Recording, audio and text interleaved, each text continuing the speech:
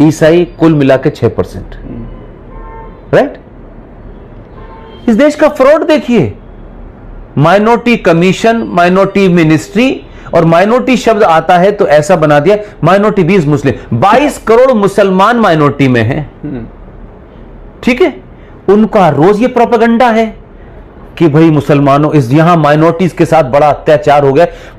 40,000 पारसी ने कभी शिकायत नहीं की, सिख ने शिकायत नहीं की, बौद्ध ने नहीं की, जैनियों ने नहीं की, लेकिन 22 करोड़ मुसलमान इस देश में रोज खतरे में हैं। ये पॉलिटिकल एक आपको बैक टू द वॉल रखना और पूरी दुनिया में बदनाम करना कि मुसलमानों को मारा जा रहा है, मारा जा रहा है। कश्मीर में हिंदुओं का नरसंहार, बंगाल में नरसंहार, केरल में नरसंहार, दिल्ली में नरसंहार, हरियाणा में नरसंहार, पुलिस हिंदू, सेना हिंदू, तब भी सेना का संयम और पुलिस का संयम उस वर्दी के कारण है।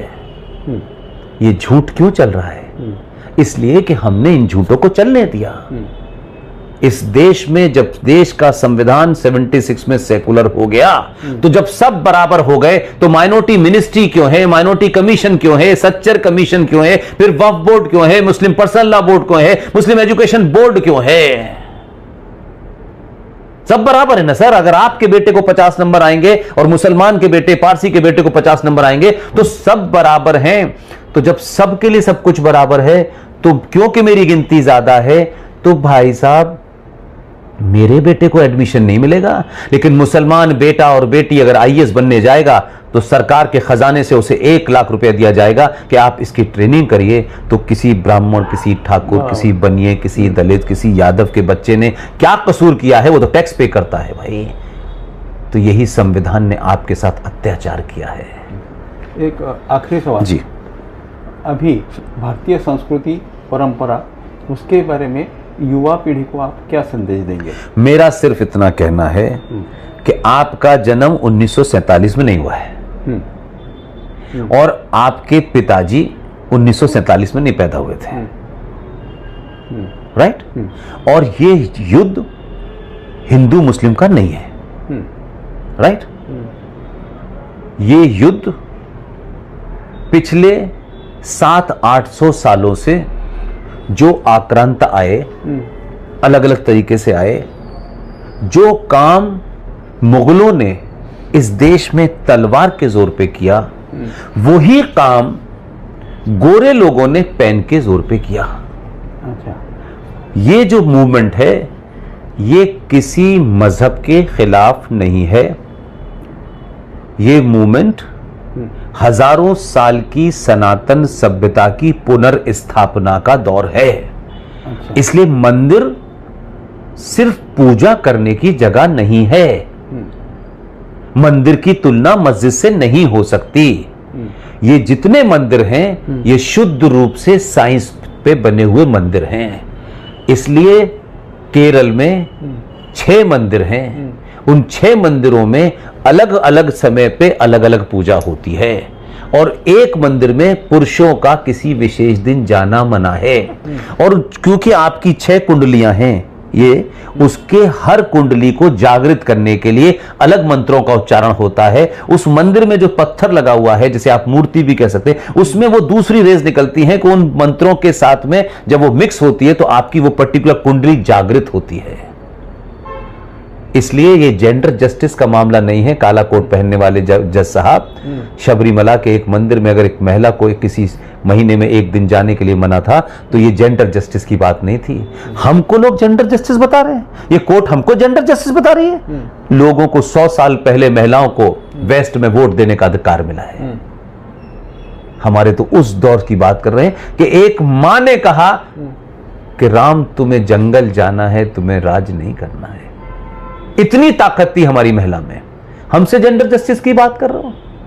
हमारे संस्कारों में, हमारी सभ्यता में मां ही सब कुछ है। मां से बड़ी कोई चीज ही नहीं है हमारे यहां। इसलिए जो बात आपने कहा कि मेरा मैसेज ये है कि आप समुद्र हैं।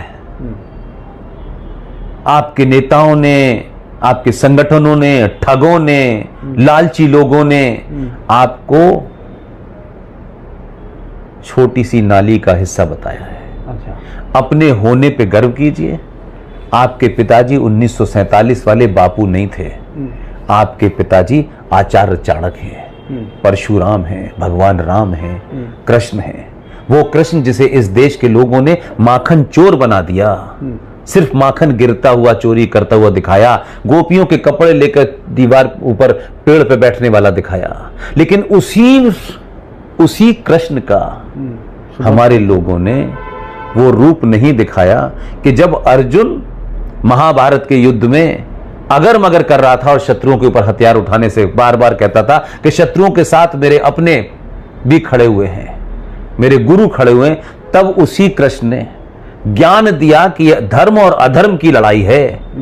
इसमें अगर तेरे भी उस तरफ हैं तो हे अर्जुन, तू बाण उठा और उनका सर्वनाश कर। तो हम कृष्ण के उस रूप को नहीं पढ़ाते, इसलिए सही जानो, पूरे पर्सपेक्टिव में बात करो। राम अच्छे थे, हाथ जोड़ते थे, मुस्कुराते थे, सब कुछ थे। जब जंगल जा रहे थे तो तीर कमान लेके क्यों गए थे? क्या चिड़िया का शिकार करना था? इतना आदर्श पुरुष जिसने अपनी मां का कहना माना और 1 मिनट में खड़ा हूं छोड़ के चला गया। और जब उसको लगा कि हे समुद्र देवता, मुझे अपनी पत्नी से के लिए लेने जाना है, मुझे रास्ता दे, और जब उसे रास्ता नहीं दिया तो आखिर में राम ने अपना वो रूप दिखाया और तीर कमान कमाए तो वो अपनी औकात में आ गया और कहा हे प्रभु जाओ। इसलिए ये देश आदर्श है, लेकिन आदर्श बना रहे, इसलिए उस आदर्श को बताने के लिए आपके पास जो भी हथियार है वो नहीं होगा तो आपका आदर्शवाद नहीं चलेगा। मेरा सिर्फ कहना यह है, आप आचार्य चाणक्य, भगवान राम, कृष्ण की औलादे हैं और इस आधुनिक दौर में अपना हीरो ढूंढना है तो जिसने ब्रिटिश साम्राज्य को चुनौती देते हुए, ब्रिटिशर्स के यहां होते हुए आजाद भारत की घोषणा की 21 अक्टूबर 1943 को और सरकार बना करके खड़ी कर दी, वो सुभाष हमारा हीरो नहीं बना। लालची, चाटुकार, दलाल, इन्फॉर्मर लोग इस देश की सत्ता पे काबिज हो गए। इसलिए अपने रियल हीरो को चुनो, तब तुम्हें पता चलेगा कि जो तुमने पिछले 60 साल में पढ़ा है वो किसने हिस्ट्री लिखाई है। इसलिए अकबर, औरंगजेब, फलाने जेब, ढिमाके जेब, ये सबको पता है। सुभाष पे चैप्टर नहीं है कि सुभाष ने उस वक्त की सत्ता को हिला दिया था और उसके कहने से सुभाष को अंडरग्राउंड होना पड़ा था। तो जिन लोगों ने जूते उठा करके अंग्रेजों द्वारा थूकी हुई और फेंकी हुई रोटी पे भारत की सत्ता हासिल की है, उनसे ये उम्मीद करना कि वो पुरुषार्थी पैदा करेंगे, वो नहीं होता। मैं ये नहीं कह रहा कि सब आए हैं, वो भी बहुत महान हैं, लेकिन हमने वीर सावरकर को कभी अपना हीरो नहीं बनाया। हमने उनकी कथा तो बनी, लेकिन सावरकर को हीरो नहीं बनाया। हमारा कभी आइकॉन नहीं बना सावरकर। कुछ लोगों का हो सकता है, महाराष्ट्र के लोगों का हो सकता है, कुछ हम जैसे लोगों का हो सकता है, लेकिन वो आइकॉन क्यों नहीं बना? सावरकर जी का जो एक सेंटेंस फेमस है, अहिंसा सशक्त लोग करते हैं।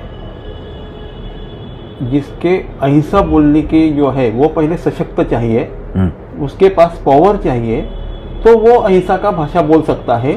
क्योंकि वो जो दुर्बल की अहिंसा रहती है वो कुछ काम की नहीं है। एग्री? इसका मतलब वो ये कह रहे हैं ना कि समर्थवान बनो, ताकतवर बनो और फिर हिंसा का इस्तेमाल करो ना। जब सामर्थ्यवान ही नहीं होगे तो हिंसा करोगे क्या? बराबर। हिंसा किसी के गर्दन काटने के लिए थोड़ी है ना, अपने अधिकार लेने के लिए। अगर अंग्रेज जलियांवाला बाग कर सकता है तो अपना राष्ट्र लेने के लिए मंगल पांडे मेरा हीरो क्यों नहीं बना?